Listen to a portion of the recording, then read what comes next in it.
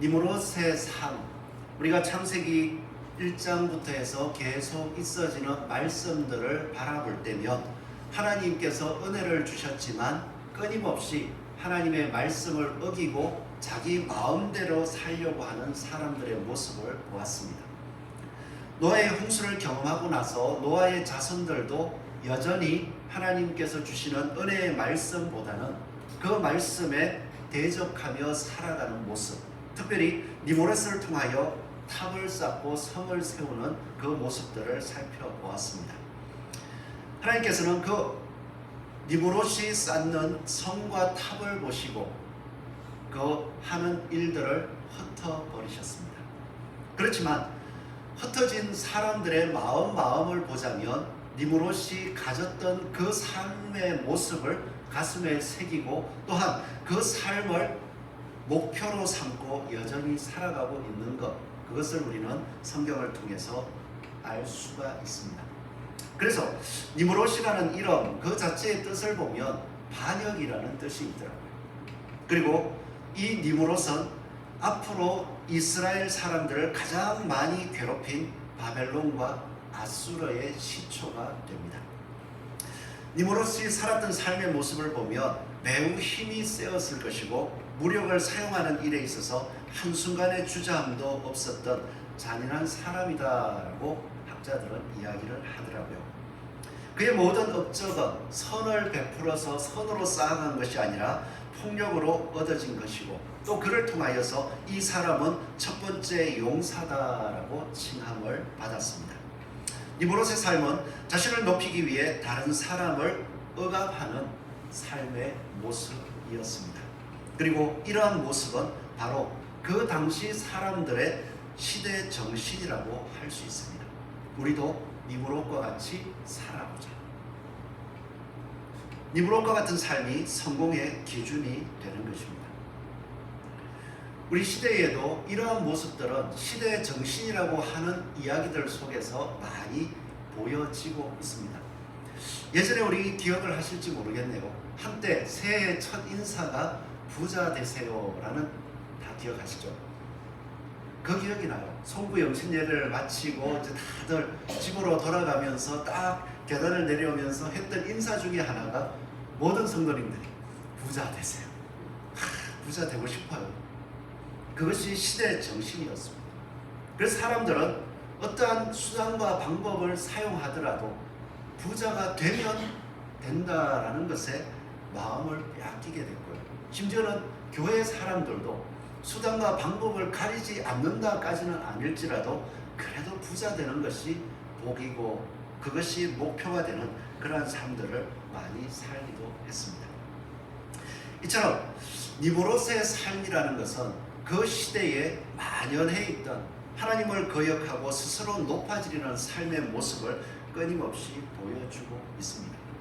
흩어졌지만 하나님께서 하나로 언어를 만드시고 그리고 그것을 통하여 하나님을 찬송할 수 있고 말씀을 이어갈 수 있는 그 은혜를 저버리고 흩어졌지만 그들은 흩어진 가운데서 우리를 흩으신 그 하나님을 기억하는 것이 아니라 여전히 각자 마음속에 품은 우상들을 만들고 우상을 섬기며 하나님을 떠난 삶을 살았습니다. 그 모습을 가리켜서 시편 14편 2절의 말씀은 여호와께서 하늘에서 인생을 굽어 살피사 지각이 있어 하나님을 찾는 자가 있는가 보려고 하신즉 다 치우쳐서 함께 더러운 자가 되고 선을 행하는 자가 없으니 하나도 없도다. 그렇게 평가를 하시더라고요. 지금까지 이 삶의 모습을 볼 때에 세상 가운데 어디에 소망이 있을까 곰곰이 생각해보면 소망이 없는 것 같습니다. 그럼에도 불구하고 누구 하나 이 소망 없는 삶 가운데에 하나님께서 소망이 된다는 것을 보여줄 사람조차도 없습니다. 소망이 없는 것은 알지만 다른 대안이 없기에 거기에 이끌려 가는 것입니다. 여기에는 성경에 기록했던 믿음의 대를 이어갔던 셈의 족속도 예외는 아니었습니다. 모두가 하나님을 떠나는 삶, 자기를 높이는 삶을 추구하고 살아가고 있는 것, 그것이 바로 아브라함이 부름받았던 시대의 배경이 되는 것입니다. 이런 것을 생각해 볼 때면 하나님께서 사람을 부르신다 하는 것 또한 얼마나 큰 은혜인가를 생각할 수가 있습니다. 소망 없는 삶, 그 삶 속에서 하나님께서 참된 생명이, 그리고 참된 하나님이 어떤 분이신지를 우리에게 알게 해주시고 보여주신다는 것, 그것이 바로 하나님의 은혜인 것입니다.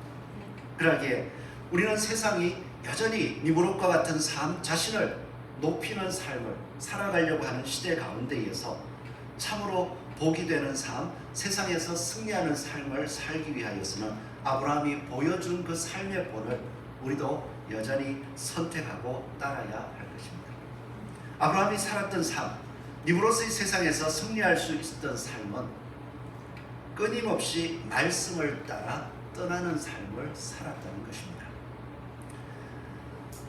아브라함과 그의 아버지의 모습을 여호수아 24장 2절에 3절 말씀에 이렇게 표현해주고 있습니다. 여호수아가 모든 백성에게 이르되 이스라엘의 하나님 여호와께서 이같이 말씀하시기를 옛적에 너희의 조상들 곧 아브라함의 아버지 나홀의 아버지 데라가 강 저쪽에, 이 강 저쪽이라는 것은 지금 시대로 이야기하면 바벨론이라고 우리가 역사 가운데서 찾을 수 있는 그쪽 지역이에요. 그 강 저쪽에 거주하여 다른 신들을 섬겼다. 다른 신이 아니라 다른 신들, 마음속에 자기의 소원을 들어줄만 하는 기이한 현상을 보이는 모든 것들을 신으로 삼아서 우상을 섬기고 있었다는 것입니다. 우상을 섬긴다는 것 왜 섬기겠습니까? 잘 되기를 바라서 섬기는 거 아닙니까? 아무것도 나에게 해주는 것이 없는데 늘 갖다가 바치는 삶, 그 삶들을 살아갈 사람이 누가 있겠습니까? 뭔가 내 마음에 소원이 생겼고 그 소원을 들어줄 존재가 있으면 좋겠다. 그렇게 생각하다 보니 뭔가 나보다 힘이 많아 보이고 뭔가 그것을 줄 수 있는 어떤 대상을 삼아가지고 그 우상을 섬기는 것입니다. 데라의 삶도 그 시대에 니무롯과 같은 성공의 삶, 자기를 높이는 삶을 살기 위하여 우상을 섬기면서 여전히 신들을 섬기면서 살았습니다. 그런데 데라의 삶을 가만히 보니까요, 그 우상을 섬기면서 살았을 때에 복을 받았느냐, 자기가 꿈꾸던 것들을 그 우상이 주었느냐 하는 것을 살펴보니까 데라의 가족은 참 아픔이 많은 가족이더라고요. 오늘 읽은 말씀 이전, 지난주에 읽었던 말씀인데요, 이 데라의 모습을 보면은 이런 말씀이 기록되어 있습니다. 11장 27절에서 30절까지 한 절씩 한번 읽어보겠습니다. 시작. 데라는 아브람과 나홀과 하란을 낳고 하란은 롯을 낳았으며 하란은 그 아비 데라보다 먼저 고향 갈대아인의 우르에서 죽었더라.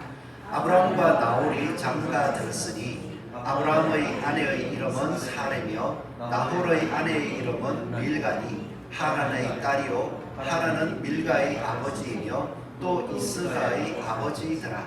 사레는 임신하지 못함으로 자식이 없었더라.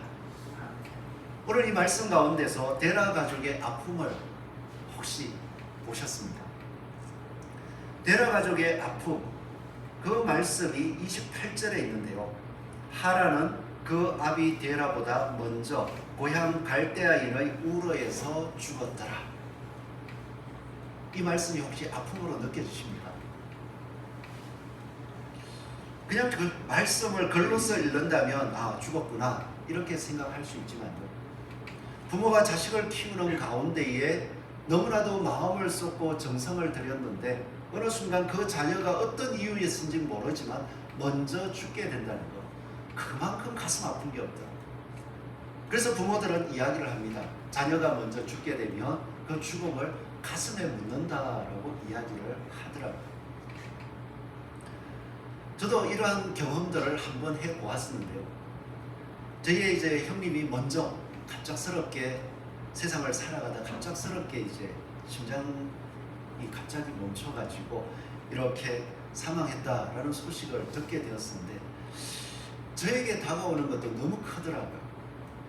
그냥 일상적으로 형님이 있구나 그냥 아무 생각 없이 살았는데 형님이 딱 갔다는 소식을 듣는 순간 그 형님이 아버지하고 어머니를 모시던 그 어떤 울타리들 그게 사라지고 그 모든 짐이 저한테로 오는 것 같은 느낌이 올 때에 참 충격이 크더라고요. 그리고 또 부모님들에게 그 소식을 전하는 것조차도 너무 힘든 거예요. 그래서 부모님들이 그 장례식장에 오는 것조차도 그 모습을 보는 것조차도 힘들어서 소식을 이렇게 진짜 늦추고 또 여러 가지 모습들을 본 경험 어른들의 가슴 속에 너무나도 아픈 거더라고요. 오늘 말씀에 나오는 데라도 우상을 섬기며 잘 되기를 바랐겠죠. 이브록과 같이 세상 사람들이 추구하듯이 위대한 용사가 되고 또한 자기의 이름을 내는 삶들을 살아가기를 바랐었겠죠. 그러기 위해서는 자녀가 많아야 했습니다. 자녀들이 많아서 부족을 이루고 그 가운데 한 사람 지도자가 생겨서 주변 부족보다 강해져야 세상 이름을 낼 수 있는데 우상을 섬기는 가운데에 자녀가 먼저 죽었습니다. 그 아픔도 이루 말할 수 없지만 그 살아가는 삶 속에서 얼마나 상심이 컸겠습니까? 또 한 가지를 보니까 우상을 섬기는 가운데에 오늘 나오는 아브라함은 어떠한 아픔이 있습니까? 30절 말씀을 보니까 사레는 임신하지 못함으로 자식이 없었더라. 데라의 입장에서 볼 때 이것도 큰 아픔입니다. 하란이 먼저 죽었습니다. 가문을 일으켜야 될, 가문을 지켜야 할 용사 한 명이 없어진 거예요. 그런데 또 다른 아들 아브라함은 결혼을 했는데 빨리 다른 것을 보충하듯이 아들을 놓고 자녀를 놓고 번성하는 모습이 있어야 하는데 여전히 자식이 없다는 거예요. 이럴 때에 데라는 어떻게 했을 것 같습니까? 열심히 가서 기도했을 것 같아요. 우상을 섬기면서 그 아픔도 가슴에 묻고 좀 제발 아브라함에게 아들이 생겼으면 좋겠다 하면서 열심히 기도했을 것입니다. 그렇지만 이 가정은 그 시대에 우상을 섬기는 시대 가운데에서 자기의 이름을 높이는 것이 아니라 여전히 사람들에게 초라한 자, 실패한 자체처럼 보여질 수 있었습니다. 이러한 아픔 가운데 있는 데라의 가족들, 특별히 아브라함에게 하나님께서 말씀해 주셨습니다. 네가 지금까지 살아왔던 삶, 세상 사람들, 그 시대 정신이 이야기하듯이 너 스스로를 높일 수 있는 것은 니무롯을 쫓아 또 니무롯이 어떤 신을 붙들었던 것처럼 하나님을 대적하고 하나님의 모습이 아닌 다른 것들을 쫓아갔던 것처럼 수고하고 힘써서 살아갔지만 너의 형편을 한번 봐라. 너의 삶 속에서 아픔, 그 당시 사람들에게 손가락질을 받는다면 자식이 먼저 죽었어. 그러면은 진짜 저주받은 것 같은 그러한 삶의 모습들, 그 모습을 가슴에 품고 있고 또 너의 아들을 한번 봐라. 아브라함을 한번 생각해봐라. 자식이 없으니 앞으로 어떻게 하겠느냐. 실패자의 삶의 모습을 가지고 있었습니다.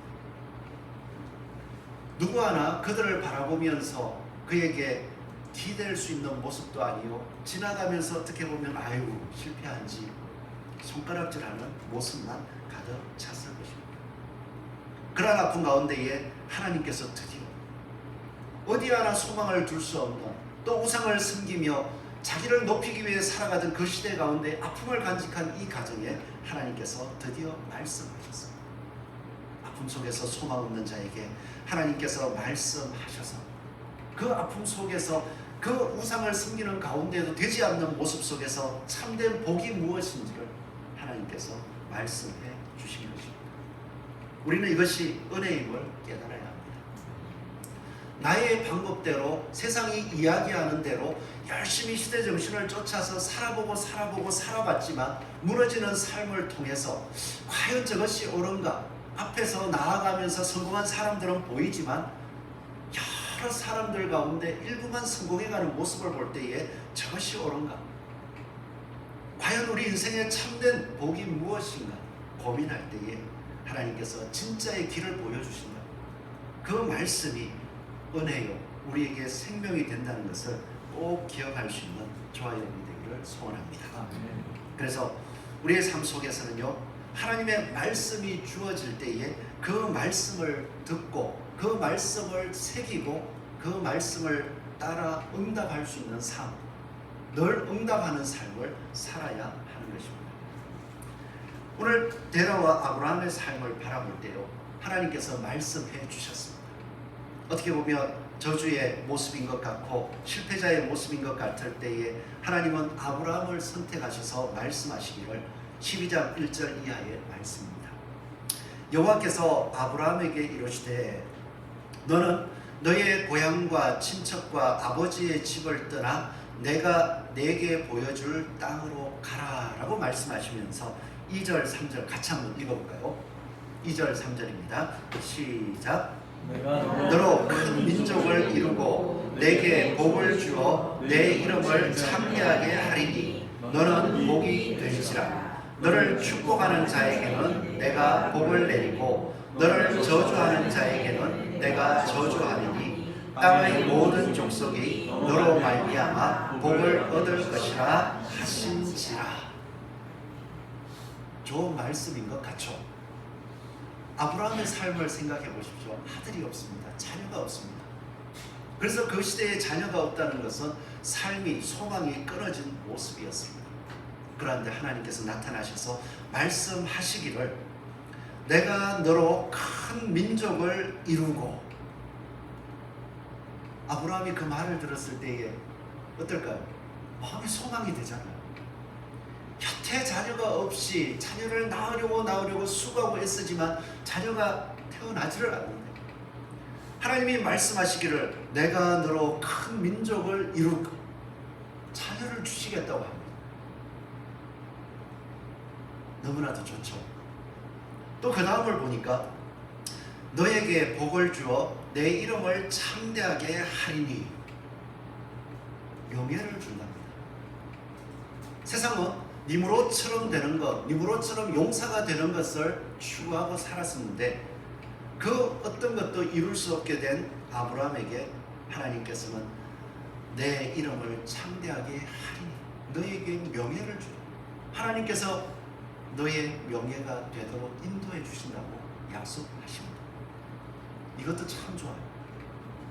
끝난 것 같은데, 나는 실패자요 저주받은 가정 같은데 그 속에서 너는 명예를 얻게 해 주겠다 약속하죠.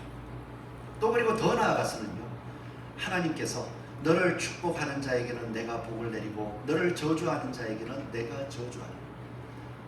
나를 쫓아감으로 말미암아서 하나님이 보호자가 되시고 너는 하나님이 함께하는 사람이다.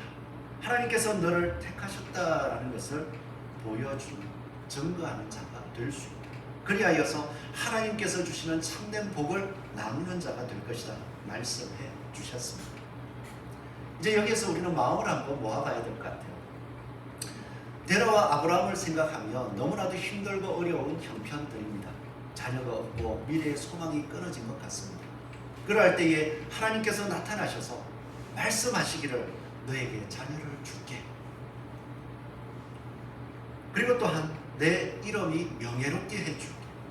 그리고 더 나아가서는 너는 참된 신 여호와 하나님께서 함께 하시는 사람이라는 복된 이름을 가지게 해줄게 말씀해 주셨습니다. 그런 상황 속에서 여러분 믿음을 당연히 가지시겠죠. 오늘 이 자리에 오신 분들은 이 말씀을 듣고 믿음을 가졌으니까 이 시간 예배 드리러 당연히 오셨을 거예요. 그런데 아브라함의 상황 속에서 보면 온 세상이 우상을 섬기며 니므롯과 같은 삶을 추구하고 있고 자신은 그 자리에서 실패자와 같습니다. 하나님의 역사, 하나님의 증거는 보여지지 않고 있습니다. 그럴 때 어느 누구도 옆에서 증거가 되어주지 못하는 상황 속에 갑자기 음성이 들렸는지 어떻게 말씀이 들렸는지 모르지만 아브라함에게 말씀해 주셨습니다. 그리고 나서 내가 이렇게 해줄게. 너무 좋은 말씀이지만 이 말씀을 선택하기 위해서는 하나님께서 한 가지 요구를 하셨는데 너는 너의 고향과 친척과 아버지의 집을 떠나라고 합니다. 너무 좋은 말씀인데, 자, 떠나라는 현실적인 문제가 있습니다. 이 떠난다는 것은 그 당시 부족 사회의 형편 속에서는 자신의 안전을 포기하는 것입니다. 언어가 흩어지고 나서 가족 공동체, 그리고 자녀를 낳고 나서 한 부족을 이루고 자녀가 많이 태어나서 점점 커지는 부족이 될 때 힘을 얻는데, 그리고 그 안에 있으면 그래도 세력이 되니까 주변의 다른 부족이나 다른 사람들이 해치지 못하도록 서로 단결이 되는데, 떠나라고 하니까 그 안전한 보호의 테두리, 지금까지 나를 지켜줬던 테두리를 떠나라고 하는 거예요. 그리고 또 더 나아가서는 친척과 아버지의 집을 떠나, 이 말 속에는 네가 앞으로, 비록 지금은 자식이 없지만 앞으로 부모가 모두 죽고 나면 너에게 주어질 유산을 다 포기하는 그 모습도 함께 들어있습니다. 하나님께서 지금 아브라함에게 내가 너에게 이것을 줄게 라고 말씀하시고 나서 너는 떠나라고 하는 것, 말씀은 그냥 말씀일 뿐이에요. 지금처럼 제가 설교의 말씀을 전하여서 하나님이 이랬습니다 라고 이야기하듯이 말일 뿐이에요. 그런데 그 말을 믿고 떠나라고 하는 건 현실입니다. 내가 지금까지 누리고 있던 것, 내가 지금까지 의지하고 있던 모든 것을 벗어버리고 그것을 포기해버리고 말씀 때문에 가라는 곳, 하나님이 말씀하시면서 보여준 것, 그것을 얻기 위해서 달려가는 것, 선택하실 수 있겠습니다. 지금 이 순간도 하나님께서 아브라함에게 말씀하시듯이 내가 너에게 복을 이루게 하여 불렀고 네가 지금까지 살아오는 삶 속에서 내 말을 선택하고 왔듯이 지금도 여전히 너에게 참된 복을 이루기 위해서 이 말씀을 쫓아 너의 삶 속에서 한번 전진해봐라 라는 요구가 주어질 때에 우리는 따지겠죠. 저희 아버지 때문에 가끔 속이 상했을 때가 있어요. 안 계시니까. 저희 아버지가 이제 어머니가 먼저 예수님을 믿고 아버지가 뒤늦게 예수님을 믿었습니다. 근데 예수님을 참 열심히 믿으셨어요. 그래서 교회 일도 너무 열심히 하시고 그렇게 참 잘 사셨습니다. 그런데 시간이 지나 보니까 아니 아버지가 재산이 별로 없는 거예요. 그래서 시간이 지나서 어머니에게 좀 물어봤습니다. 왜 우리 집은 이렇게 못 사냐? 그랬더니 어머니가 하시는 말씀이 원래 할아버지의 집이 부자였다. 그 일이 군산 그쪽에서 땅이 엄청 많았대요. 그런데 이제 할아버지가 자녀들을 키우면서 땅을 나눠주는데 유산이죠. 이 아버지는 예수님을 믿고 나서 그 유산을 싸우기 싫어가지고 하나도 안 받았다. 나이가 들어서 그 얘기를 듣는데 속이 상한 거예요. 좀 싸우더라도 받지. 받았으면 그런 생각이 들 때가 있더라고요. 그런데 오늘 아브라함의 모습을 보십시오. 친척과 아버지의 집을 떠난다는 거 그거 다 안 받는다는 거예요. 제가 생각했을 때 속상한데 아브라함의 모습 속에 그것을 실질적으로 포기하고 떠나야 된다는 것 어떨까요? 아브라함은요 자신의 삶을 곰곰이 살펴봅니다. 자신의 아버지와 함께 그 땅에서 우상을 섬기던 모습 속에서 나는 여전히 자녀를 먼저 잃는 모습도 보았고 자녀가 태어나지 아니하는 그 아픔 속에서 이것을 누리고 살아가는데 계속 이것을 그래도 이렇게 사는 게 낫겠다 하고 붙잡을 건지, 지금 하나님께서 말씀해 주신 것처럼 하나님이 말씀하시니까 눈앞에 보이는 것 진짜 그대로 될지는 아무것도 모르지만 그 하나님이 말씀하신 거기 때문에 그 하나님의 말씀을 믿고 한번 떠나볼 거야 선택하는 거죠. 여기에 아브라함의 믿음을 하나님께서 크게 보신 거예요. 아브라함은 단순히 말만 듣고 눈앞에 어떠한 증거도 보여지지 아니하지만 그 모든 안전의 보장을 포기해버렸습니다. 자신을 지켜줄 울타리가 되는 이 가문과 친족들을 떠나기 시작합니다. 그리고 자신이 앞으로 나이가 들어서 먹고 살 수 있는 유산이라고 할 수 있는 것들 그것조차도 포기하고 자신의 몸만 챙겨서 하나님이 말씀한 땅으로 나아가. 하나님은 이 모습을 너무 기쁘게 여겼습니다. 무엇을 드렸다가 아니라 아무것도 주어지지 아니하고 단지 말씀하신 것뿐인데 눈앞에 보이는 증거가 아무것도 없는데 이 아브라함은 하나님의 말씀을 믿고 나아간 거예요. 하나님이 보실 때 그것이 그 하나님이 말씀하신 것을 믿는 것이 너무나도 귀히 보십니다. 그래서 우리도 하나님 앞에 믿음을 생각할 때 하나님 앞에 내가 무엇을 드렸다, 하나님 앞에 무엇을 했다가 아니라 내가 하는 행위 하나하나가 눈앞에 아무런 증거도 보이지 아니하지만 하나님께서 나에게 주신 그 약속을 따라서 그 약속이 있기 때문에 나는 그 약속이 이루어지기를 소망하면서 걸어가는 거야 라는 그 고백을 한다. 하나님은 그 믿음을 귀히 보실 것입니다. 오늘 예배드리러 나올 때도 마찬가지예요. 오늘 내가 예배드리러 가니까 내가 뭔가를 하니까 뭘 주겠지가 아니라 하나님께서 나에게 약속해 주셨지. 그 약속 때문에 하나님 앞으로 나아가는 그 믿음을 가지면 하나님께서 그 믿음 자체를 귀히 여기시고 오늘도 하나님께서 약속하신 그 생명의 길로 우리를 인도해 주실 줄 믿습니다. 아브라함은 그 믿음을 보여서 그 약속의 말씀을 따라 떠나갔습니다.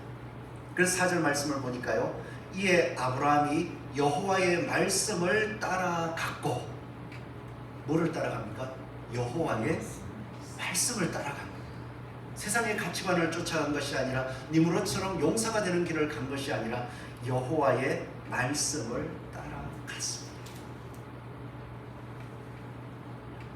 우리 삶 속에서도 아브라함이 여호와의 말씀을 따라갔듯이 끊임없이 여호와의 말씀을 따라갑니다. 매 순간순간마다 여호와의 말씀을 따라가는 저와 여러분 되시기를 소원합니다. 그리고 두 번째로 보니까요, 아브라함은 여호와의 말씀을 따라갔습니다. 여호와의 말씀을 따라가는 가운데에 시간이 걸렸겠죠. 근데 성경 말씀을 보면 여호와의 말씀을 따라갔다라고 하는데 가나안 땅에 들어갈 때까지 아무런 증거가 없어요. 아무런 말씀이 없습니다. 그 시간들을 한번 상상해 보셨습니까? 말씀을 따라 시작했고 말씀을 따라 나아가는데 하나님이 그날 이후로 말씀도 안 하세요. 어디까지 가라라고는 했는데 가는데 가면서 힘도 들고 여러 가지 어려움도 있는데 아무런 말씀하시고 무조건 끝까지 가는 가만히 계시는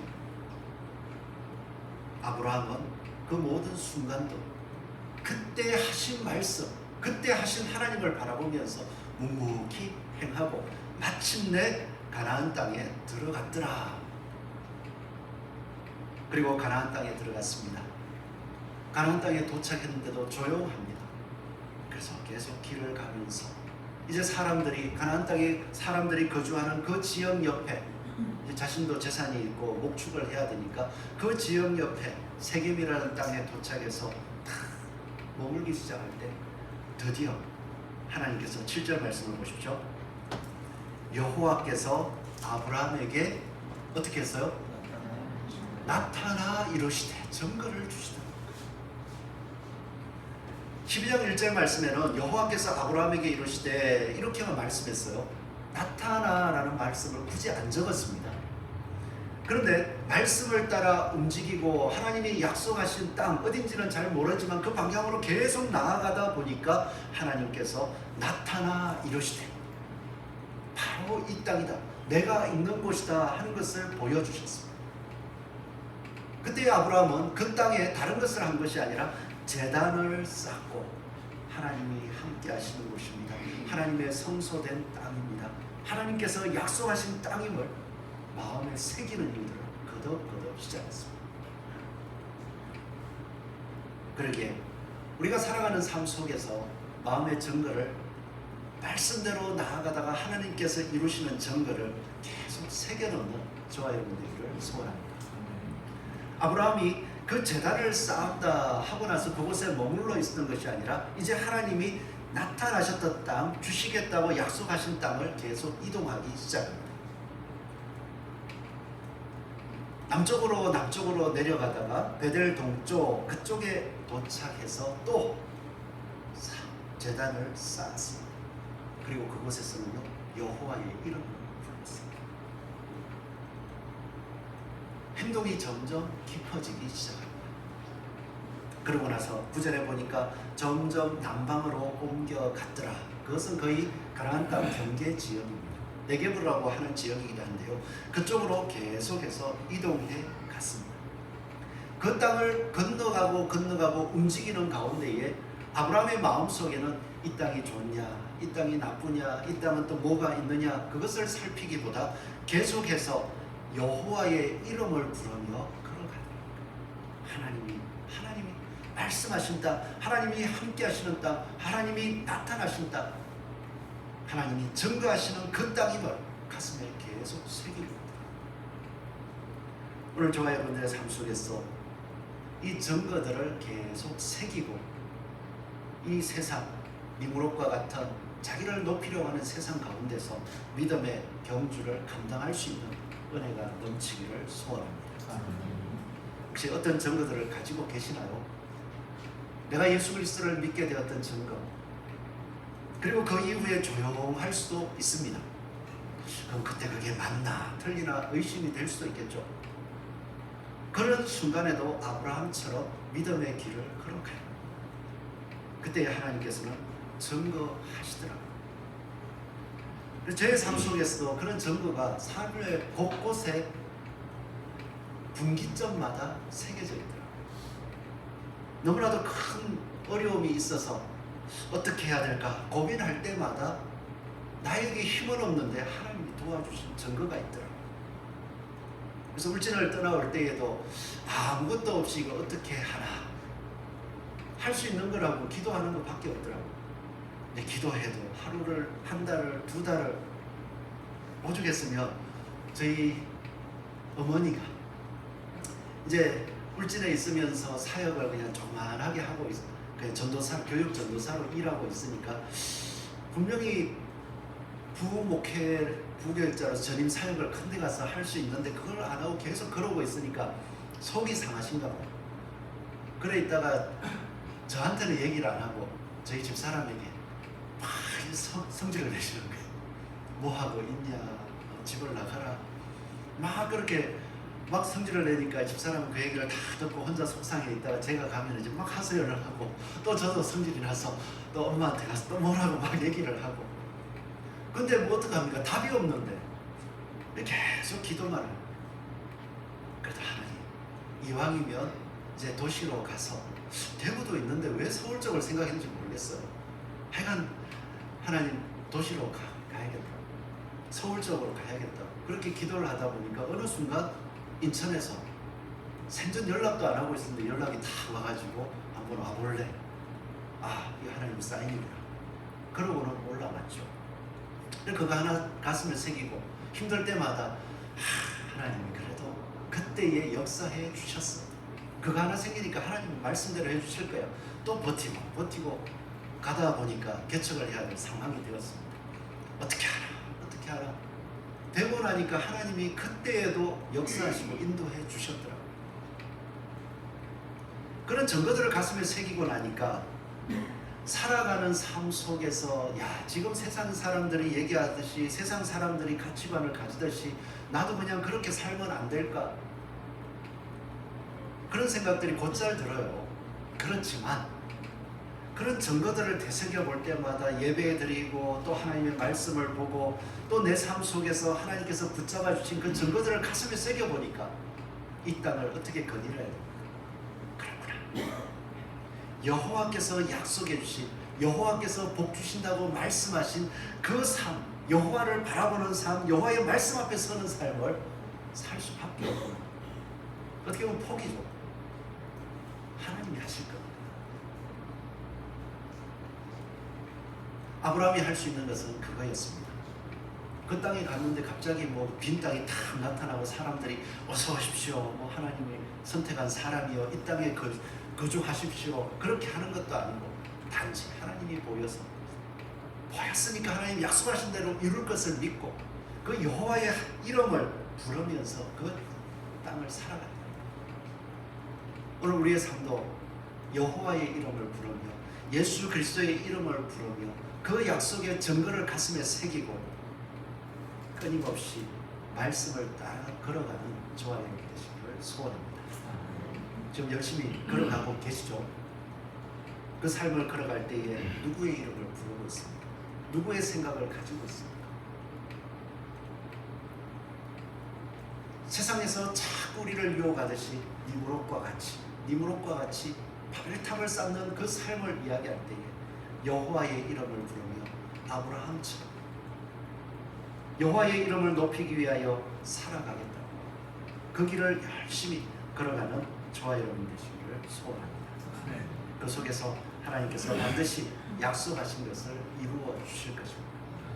아브라함에게 이루어 주셨고요. 그 아브라함의 약속을 이루실 때 예수 그리스도를 통하여 이루어 주셨습니다. 그리고 우리를 그 말씀하신 대로 이루시고 말씀하신 대로 우리에게 은혜를 주시기 위하여 예수님을 알게 하셨고 이 자리로 부르셨습니다. 하나님의 약속이 이루어지더라도 눈앞에 아무 증거 보이지 않을지라도 하나님 말씀을 믿고 걸어가는 것, 하나님은 그 모습을 귀히 여기시니까 오늘도 선택하여 이 니무롯과 같은 세상에서 승리해가는 저와 여러분 되시기를 축원합니다. 기도하겠습니다.